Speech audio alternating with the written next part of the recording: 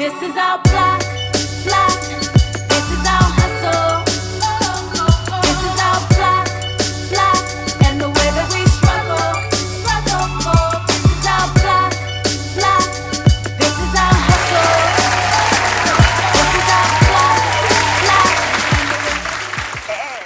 Hey, welcome to our block. I'm Ron. Hey, what's up, everybody? I'm Raven Paris. We are so happy to have you here with us today. Today we're going to talk about a really good topic. We talking about the shmoney. The shmoney.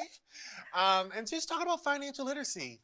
Raven, kick it off for us. Yeah, so I want to kick it off, of course, with a nice stat that we should know, right? So listen, behavior researchers from Cambridge University encourage parents to start teaching kids as early at the age of 3.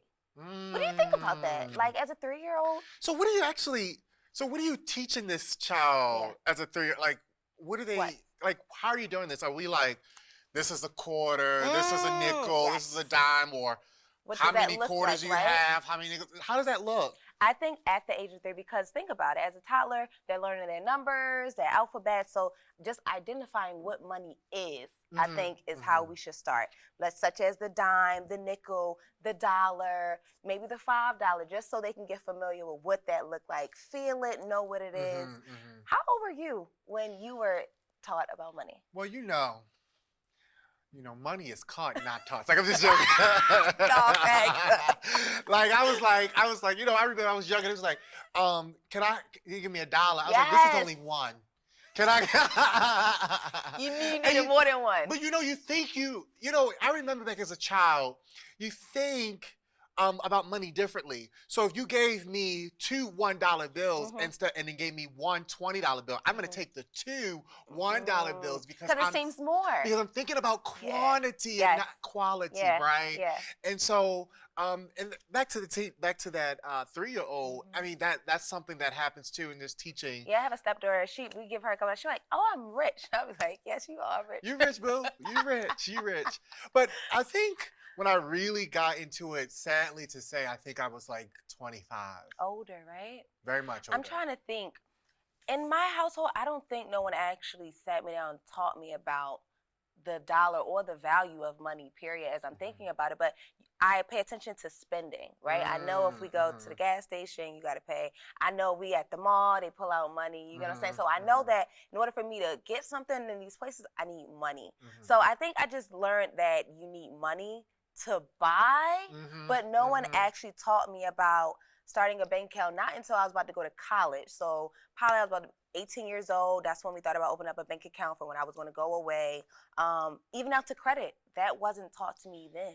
And see, and that's another thing that's so important, because you were saying something, you need money to buy. Yeah. But you don't.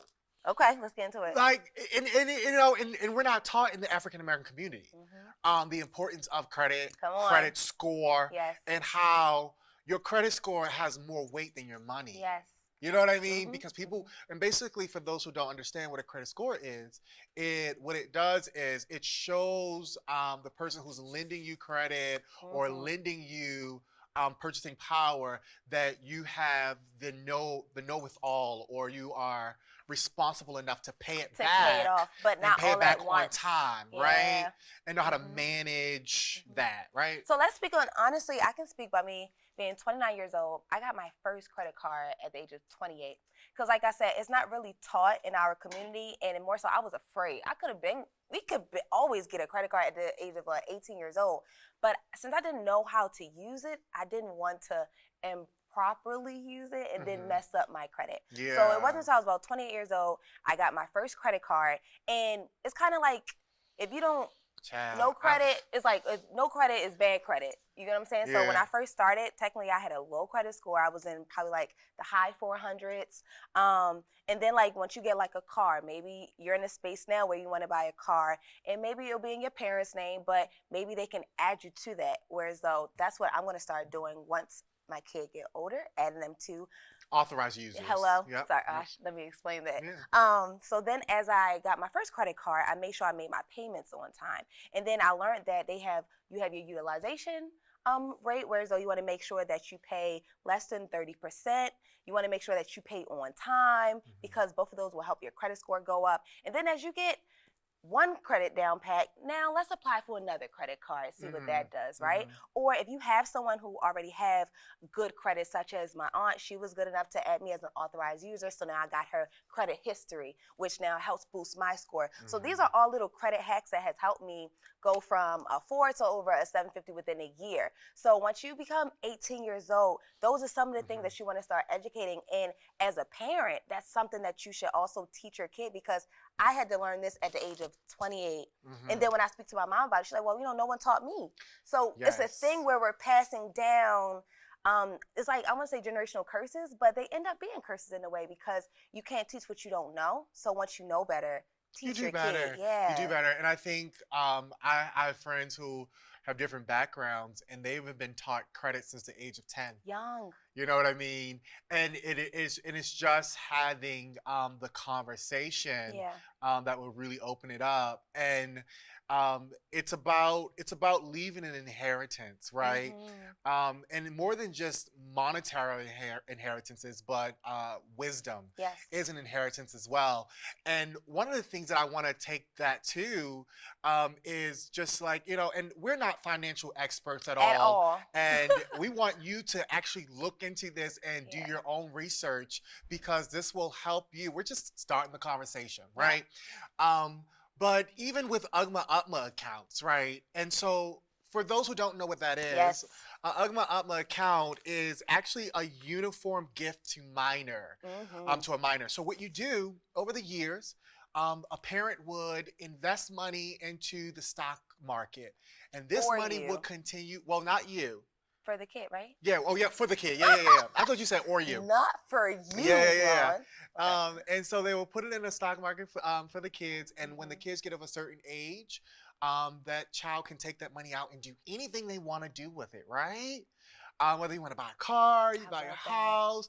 I know you look like you about to go tell your mother tomorrow, get an UGMA account for me. Like, you can use it for college. You can use it for anything. And I think that is going to be a really good thing. But for those who are not at the age of 18 yet, or those parents who, don't have that financial literacy to do UGMA accounts, your piggy bank works. That's all we had back in the day. Your jug of water when you put your coin in it, that works. Or an empty shoebox. Start putting all it's so many pennies that we find on the floor, dimes, nickels. Start collecting those. Put them right in there. Hello? Your shoebox, close it, put it underneath your bed. Because my grandmother used to put it underneath her bed. She looked like your grandma used to put it around her bed too. Put it under that bed. Underneath the mattress. She'd be like, go upstairs and get you a $10 bill. It's underneath that mattress up there.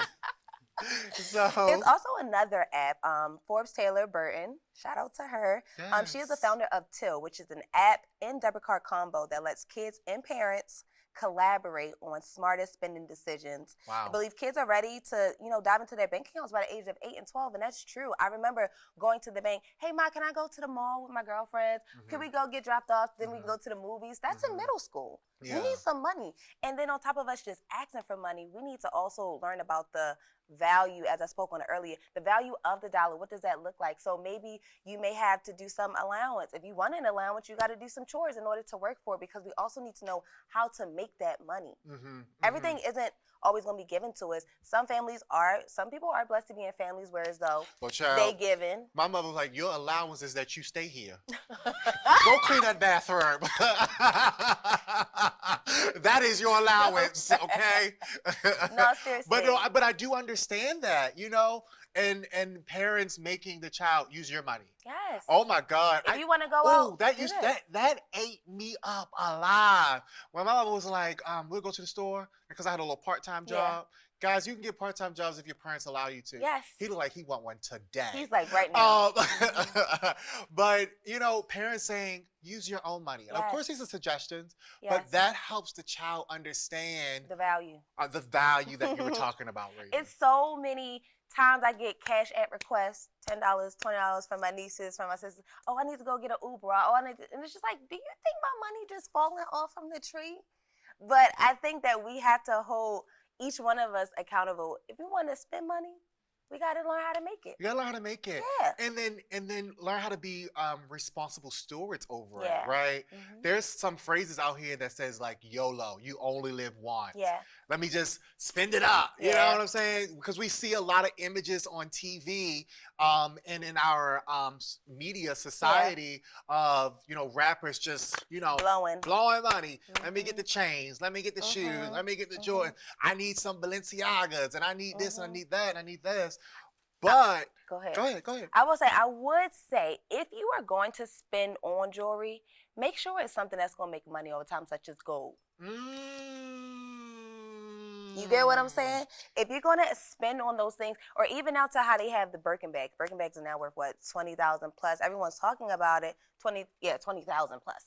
But it's just like over years, and even down to Chanel, the value of the bags Mhm. go up. Mhm. So even if we're thinking from like an entrepreneur standpoint, whereas though, if you buy this bag, Your you resale can value. resell it. Yeah, that's Okay, good. That's like good. That's good. that's the only way, honestly, I feel like spending a bunch of money on material makes sense, or where you can actually see the value in purchasing that. Don't just get it because the rappers is out here or the Yeah. girls are on Instagram. Yeah, and then Fine stuff. and having a holistic or rounded perspective on it, Yes. right? Is this something that I need to that I'm looking for validation from, Mhm. or is it something that I'm purchasing or spending money on because I feel like it adds to my brand or Yeah. different things of that nature? It's also some other sites. I'm gonna pull up my phone really quick that you Will can allow also you learn. to. Mhm. Because look, while she pulling up her phone, let me tell y'all something. Google is gonna be your best friend. We're in an age and a generation where everything is right at our fingertips, right? And so you can figure out how to spend your money, how to save your money, how much money to save. I Yeah. was talking to someone in the back, and they were telling me that their parents taught them to save 10% of everything you make. Come on. So if you working at McDonald's, I don't know the age of working at McDonald's, but if you're I working at think it's like what, McDonald's, 15? Don't you gotta be yeah. like 15 in a couple months? Or yeah, something yeah. like So that? if you're working at McDonald's, Mhm. save 10% of that $100 check. That's only $10. Mhm. You know what I'm saying? You you still got your $90 to play with. And remember, we were talking in the back regarding like it's not many things that you can invest in as a kid, especially like stocks and things like that. Because you just have a legal age, yeah. But they actually have this site called busykid.com. And they believe in raising financially sound kids, right? So you can invest as a kid into real stocks as little as $10. Wow. But of course, you have to, Have your have parent, your parent to co-sign for on you. it. Yeah, But yeah, this is a site that actually gives you information. It's easy, it's very innovative, and more importantly, it's safe and it's fun, and it's teaching kids about stocks. Because even down to stocks, I didn't learn about stocks until I was an adult. Child. So it's like busykid.com. Look into that, because stocks, that's the way where it's though you're not just putting your money in the shoebox. Once you get to an age where it's though you can open up a bank account, etc. This money that's sitting can now make money on its own. Yeah, and while interest you're asleep. while you're sleeping. While you're That's sleeping. what stocks And allow that's the you to beauty do. of it. Yeah. You know, I think I'm grateful for Our Block Raven because it is a platform where we can just have open conversations. Yeah. We don't know everything. No, we don't. We don't Mhm. have it all mapped out. We're still figuring out like financial literacy Every day. every single day. Yeah. But it's just the conversation starter. So parents, talk to your kids, and kids, I know you are. Go and He talk is to ready, your like, I'm about mama. to go talk to my mom Talk to your today. mama today. And speak about financial literacy. Again, my name is Ron. I am Raven Paris. Thank you for joining us and having the conversation about financial literacy on Our Block. And we got to shout out. And let's not forget Let's our not forget DJ. DJ Knowledge. Give it up. DJ Knowledge, the baddest, the flyest, the youngest in the game. Who's also collecting this check. Collecting this Skrilla. Okay. But thank you for joining us on Our Block. And next week, we may be on Yo Block. This is our block, block. This is our hustle.